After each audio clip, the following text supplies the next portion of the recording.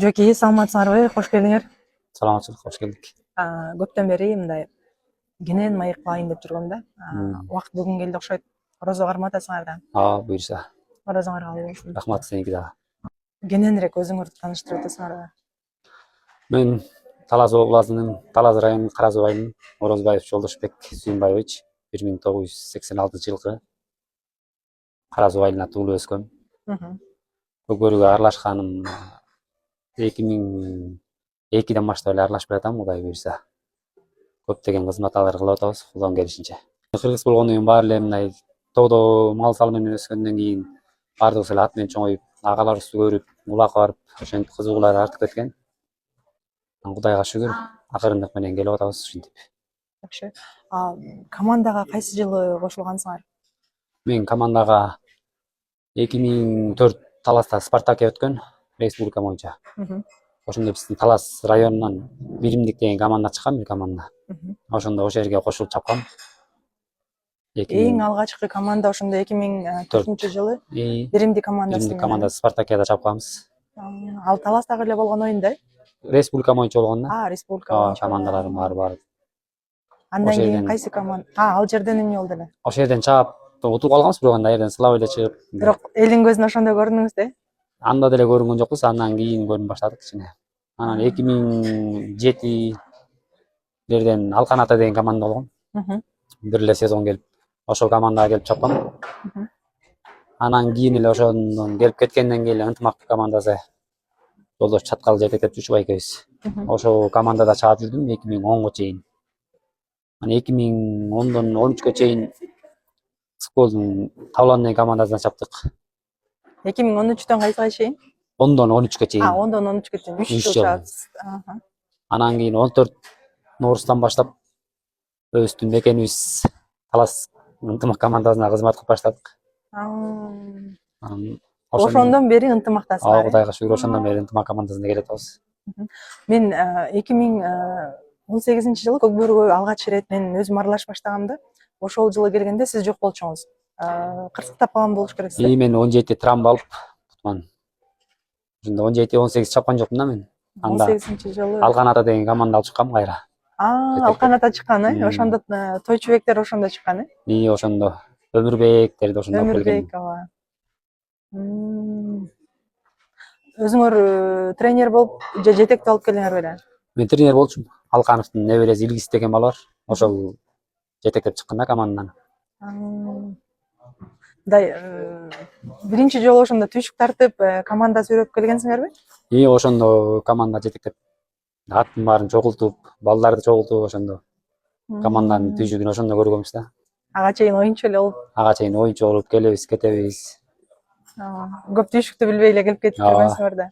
Команданын түйшүк көп экенин ошондо билдик да, биз команда жетектеп келгенде. Анан ошондон кийин эле баягы тренерлик кызматты сизге сунуштап калышты окшойт. Ошондон кийин эле тренерлик команданын тренер болуп, Ынтымак командасына да тренер болуп жүрдүм. Ошондон кийин Кудайга шүгүр эми анча-мынча жетишкендиктер болуп атат. Кудайга шүгүр болуп келатат. Ошо 2018-жылы эсимде да, баягы Жолдошбек Орозбаев Жоки дешип силердин атыңар көп аталган. Бирок баягы командада жок элеңер да, анан ким болду экен деп мен жаңы аралашып атканымдан эч кимди деле таанычу эмесмин да ал убакта. Анан көчмөндөр оюнда болот деп 2018-жылы улуттук курамды түзүп атканда силердин атыңарды көп аташканда, Бүйөрмандар тараптан, баягы уюштуруу тараптар. Анан кийин ошондо бир келип кеткениңерди көргөм. Алгач ирет 2018-жылы көчмөндөргө келип кеткен. 2018 сборго мен келгем, 10 күндүк сборго келип. Анда бутум жакшы аялап болчу. Келип сбордо жүргөндөн кийин кайра бутум ооруп калгандан кийин келбей калгам, отказ берип салгам да. Силердин ордуңарга ошондо Төлөбеков Эрлан кирген. Кудайга шүгүр. Мен деле көп деле Жолдошбек десең тааныбайт, бирок айылда деле Жоки десең тааныйт да. Жоки дегенде тааныйт. Ынтымак командасына кирип мындай жетишкендигиңерди айтып бергилечи. Биз Ынтымак командасы Кудайга шүгүр 2014дөн баштап ийгиликтин үстүндө эле келатабыз буюрса. 2014дөн 2017ге чейин Талас байкелер жетектеди. Талас байке Ынтымак командасын чогултуп кетти да. Менден бир себеп Талас байке менен азыр Рома жүрбөйбү. Ошол экөө менетигүч да. анан Тазабеков Исламбек бар. Ошол Тренер. үчөө тренер болуп, ошол Талас командасынын ынтымакты түптөп балдарын чогултканга салымы өтө чоң да ушулардынчы. Ошол силер келгенде 2013 ошол 3 агабыз Ошол. баягы чогуу жүрүп, чогуу жетектеп, команданы чогуу алып жүргөн экен да. Балдардын баары ар кайсы жакта болчук да. Мен мисалы Кабыланы болчумун. Айдын байке, Алтынбек байкелердин баары алар Суу Самыр командасында болчу. Максат байке болчу, ал Асылбаш деген командада болчу. Ошолордун баардык балдары чогулуп келип, ынтымактын составын курашып, чогултуп коелу ушинтип Талас командасынан бир жакшы команда чыгарайык дешип, ошентип чогултуп чыккан да. 2018-жылга чейин 18-жылы Талас агабыз өткөрүп берип, Жылдызбек мырза алган. Алар 3 жыл жетектеп жүрдү. Аларда деле Кудайга шүгүр жетишкендиктери жакшы болуп жүрдү. Биздин Таласта ушундай эме болуп калганда 3 жылдан эме болчу. Жетекчилер 3 жылга Жетекчилер, президенттер 3 жыл жетектейт. Талас байке 3 жыл жетектейт. Андан Жылдызбек, анан Жумабеков Дастан байкебиз келди. Дастан байке дагы өтө жакшы жетишкендиктерди алып келип кетти. Ийгиликтердин үстүндө жүрдүк абдан эле. Андан кийин келе мынакей азыр Эрлан келатат, өздөрү дагы жаш болсо дагы команданы сүрөп, өзүнүн командасы менен, достору менен. Эрлан келгени тоже ийгиликтүү болуп атат окшойт. Ар бир турнирди жеңип келет азыр. Кудайга шүгүр. Эми бул команда жетектеш айтып коюш оңой, бирок команда чыгарыш кыйын экен да. Жетекчилерге эле оор да бул команда. Ооба, үйдө 4-5 баланы эле ызылдап баягы ошолорду тартипке чакыра албайсың, анан. Жерден 12 баланын курсагын тойгузуп, 12 атты багып, анын жан жоокөрлөрү канча бар, ошондой эметкендер жетекчилер. 4 жетекчи менен иштешипсиңер. Эң эле жаш азыркы Эрлан мырзалар окшойт, Кандай иштешип атасыңар? Азыр Эрландар менен иштешип атабыз. Бул өздөрү 92-жылкы балдар. Өздөрү жаш болгонуна карабай, жакшы деген жетишкендиктерге алып барып атат. Быйыл Кудай буюрса биздин Талас областында 4 районго булар 4 машина сай берди да, айлык өтөр аралык оюнга. Анан бизде болуп өтпөгөндөй поколение оюн өткүзүштү, 2 машина сайышып. 92-лер өткөрдү аны. 92-лер. Андан кийин жанагы жаңы кошулган айлык өтөр аралык чемпионат болуп, Рустам деген мырза той өткүзүп, башка машина эжин ушу 92 Эрландар сай беришти. Кудайга шүгүр, мындай жакшы иштешип атат. Болбогон жаңылыктарды көргөзүшүп атат өздөрү. Буюрса энди быйыл өздөрү былтыр 3 болуп иштешкен. Быйыл дагы 92-лерден 3 болду. Эми буюрса жакшы жетишкендиктерге жетет деп ойлойм буларды. Буюрса жакшы, күчүлөр менен иштешкен жакшы экен да. Иним буларды алып койгула, иним бул баланы минтип койгула деп кое эле жатасыңар да силер өзү. Кудайга шүгүр, жакшы эле. Өздөрү эле алышып атат аттарды, жакшы аттарды. Эми азыр вышкада болгондон кийин команда жетектеш оор да. Жоопкерчилик чоң да буларда дагы. Жакшы иш алып барышып атат. Айрым адамдар ушул жетекчилер келген кезде айтышты эле, кандай болот эми иштешип кете алабы деп. Бирок жакшы, баягы жакшы результат көрсөтүп атат, иштешип атат. Иштерине ийгилик каалайм. Кудай буюрса жакшы, өздөрү жаш болсо да айтып атпайбы ошо. Чоң жоопкерчиликти мойнундарына алып барышып атат, жакшы буюрса. 3-4 жетекчи менен иштешипсиңер. Өзгөчө баягы кайсы жетекчинин тартиби, тарбиясы андай эсте каларлык болду? Энди үчөө төрдөө тең эле, Кудайга шүгүр. Жаман жетекчилер келген жок бизге, баардыгы жакшы жетекчилер болуп келатыр. Айтып атпаймынбы, ошо Талас байке келип туруп, баарын чогултуп берип кетти.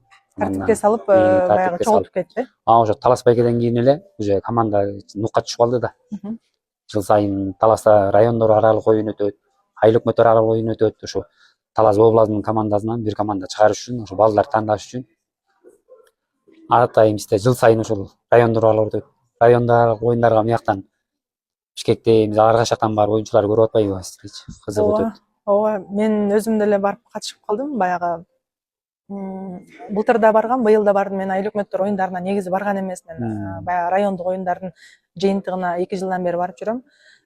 Башка областтарга салыштырмалуу кишинин саны көп. Чындыгында Бишкектен таластык тургундар өздөрү барып атайын оюнду көрүп кетишет экен. Ушунчалык көрөрмандарыңар көп экен. Райондук оюндарга ушунчалык көрөрманыңар көп анан. Негизи жакшы, баягы Талас эли буну менен эмнени айткым келет? Көкбөрүгө кызыгуусу аябай жогору экен. Кудайга шүгүр, азыр бизде Таласта жаш балдар да өсүп атат. Биз ал эми талас эле эмес, эми талас команда ынтымагы деле мисалы күйөрмандар, жете областын күйөрмандары бар да. ооба. Алар да барып көрөт, мисалы көргөндөр. Мхм. Күйөрман мисалы командалар Кыргызстанда деле азыр өсүп кетпеди оюнчу. Кайсы чыккан команда деле таң калыштуу кылат да, күтүлбөгөн нерселерди күтүп эме кылып атпайбы. Мисалы айтакан намыс азыр эмне деген команда болуп атат былтыр. Күтпөгөн нерселер, жаңылыктарды кылып чыгышты го. Мхм. Мурас бар, мисалы ошондой жакшы командалардан. Сары Өзөн менен достук кой, алар постоянно күчтүү командалар Мхм. канча жылдан бери. Тарыхы бар командалар Тарыхы бар аларда. командалар. Ынтымак, мисалы достук, Сары Өзөн үчөө канча жылдан бери келатканда. Мхм. Мен ошол 3 кишини билем, баягы кайсы бир оюнда үчөө сүрөткө бизди тартып койгулачы деп, анан биз канча жылдан бери команда жетектеп бири бирибизге дос да болдук, азыр дос болдук. Бир убакытта бири бирибизди баягы атаандаш болуп команда жетектеп кыйын учурлар өткөн, талаш тартыш менен деп айтып берген да. Талас байке, Рамиз Жунусалиев, достук командасынын жетекчиси Мыкын байке, ошол 3 кишини эсимде бир сүрөткө тартканымда айтып калышкан. Анан айтсаңар, ынтымак командасы 2013 бери келатса, достук командасычы кайсы жылдан бери келатат? Достук деле ошо 2013, 2014 бери келатыр го дейм булар деле. 14 бери. Сары Өзөн? Сары Өзөн энди мурунку эле канча жылдан бери мисалы чүйдөн ошо бир команда чыгат, Суу Самыр болуп жүрдү булар. Биримдиги Аюу болуп жүрүштү. Бирок ошо чүйдөн эле балдар основной көбүнчө балдар чаап жүрүштү да. Олар ат эле өзү көргөн болгосо, командада жетекчилер көбүнчө эле бир болуп жүрүштү да. Булар ынтымактан биринчи чыккан го дейм командалар. Ошо лидер болуп жүргөн командалардан ошол убакыттан бери ойноп келаткан кимдер бар? Лидер болуп жүргөн командалардан Ынтымактан силер эле калдыңар окшойт. ынтымактан мен калдым. Калганы жашарып кетти. Чүйдө Сары Өзөндө Асакеев калды окшойт. Рустам бар. Кимдер бар? Көп эле балдар кетип калды биз чаап жүргөндөрдөн. Белек Мукаев бар. Ал кетип калды уже канча жылдан бери. Деле тренер болуп кетти. Достук командасынан Ильяс байке бар болуш керек. Ильяс бар болчу, Кыяс бар болчу. Ошол убакта эле Кыяс да бар болчу. Калган бүттүгү ошо жаш. Андан кийинкилер жаш балдар болуп кетпеди азыр көп эле. Анда көбүнчө мындай 82-жылкы байкелер көп болчу да биз чаап жүргөндөчү. Силер жаш болуп алар улуу болду. Жаш болуп 82-жылкы байкелер көп. Темирлерде ошондой көп болчу да 82-лер. Кийин жаштар айтат го, биз келип чаап жүргөндө Жоки байке, Кыяз байкелер бар болчу деп. Буюрса. Буюрса.